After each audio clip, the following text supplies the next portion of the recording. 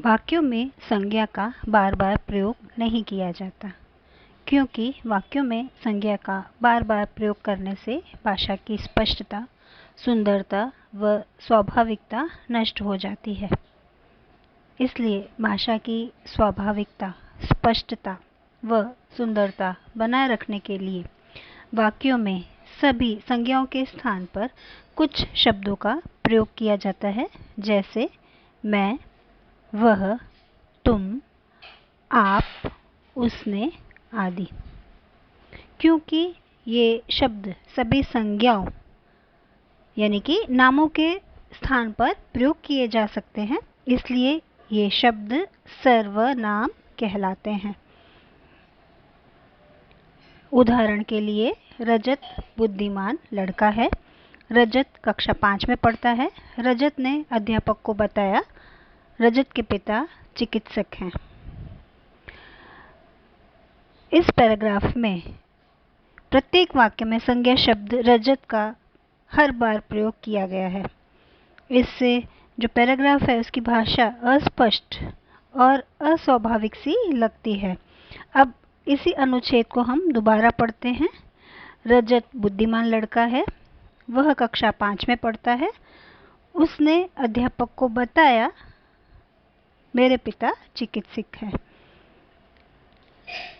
इस पैराग्राफ में संज्ञा शब्द रजत का प्रयोग केवल एक ही बार किया गया है। उसके बाद रजत के स्थान पर वह, उसने, मेरे आदि सर्वनाम शब्दों का प्रयोग किया गया है। सर्वनाम शब्दों का प्रयोग करने से इस पैराग्राफ की जो भाषा है वह स्पष्ट, सुंदर और स्वाभाविक लगने लगी है। इस तरह से जो शब्द संज्ञा के स्थान पर प्रयोग किए जाते हैं उन्हें सर्वनाम कहते हैं। प्रमुख सर्वनाम शब्द हैं मैं, तुम, तू, आप, वह, वे, हम, यह, वह, जो, सो, कुछ, कौन, क्या, कोई आदि। सर्वनाम के 6 प्रकार हैं। पुरुषवाचक सर्वनाम, निजवाचक सर्वनाम, अनिश्चयवाचक सर्वनाम, निश्चयवाचक सर्वनाम, संबंधवाचक सर्वनाम और प्रश्नवाचक सर्वनाम। सबसे पहले हम पुरुषवाचक सर्वनाम की परिभाषा को देखते हैं। जो सर्वनाम शब्द कहने वाले, सुनने वाले या अन्य किसी व्यक्ति अथवा प्राणी के नाम के बदले उपयोग किए जाते हैं उन्हें पुरुषवाचक सर्वनाम कहते हैं।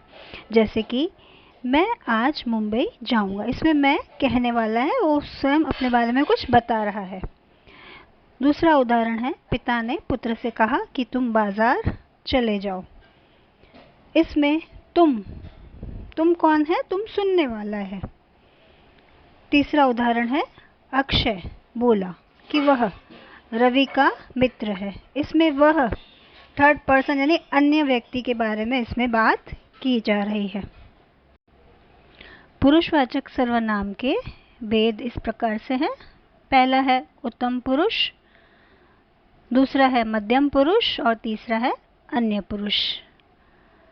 बात कहने वाला अपने नाम के बदले जिन सर्वनाम शब्दों का प्रयोग करता है उन्हें उत्तम पुरुष सर्वनाम कहते हैं, जैसे कि मैं, मुझे, हम, हमें, हमको आदि। दूसरा है मध्यम पुरुष। बात कहने वाला व्यक्ति बात सुनने वाले के नाम के बदले जिन सर्वनाम शब्दों का प्रयोग करता है उन्हें मध्यम पुरुष सर्वनाम कहते हैं, जैसे कि तू, तुम, तुझे, तुम्हें, तुमको, आप, आपको आदि। अन्य पुरुष। जिस प्राणी, व्यक्ति या वस्तु आदि के विषय में बात की जाती है उसके नाम के बदले जिन सर्वनाम शब्दों का प्रयोग किया जाता है उन्हें अन्य पुरुष सर्वनाम कहते हैं, जैसे कि वह, वे, उससे, उन्हें, उन्होंने आदि। सर्वनाम का दूसरा प्रकार है निजवाचक सर्वनाम। जिन सर्वनाम शब्दों का प्रयोग कर्ता के निज स्वयं के अर्थ के लिए किया जाता है उन्हें निजवाचक सर्वनाम कहते हैं। जैसे कि रजत स्वयं विद्यालय चला गया।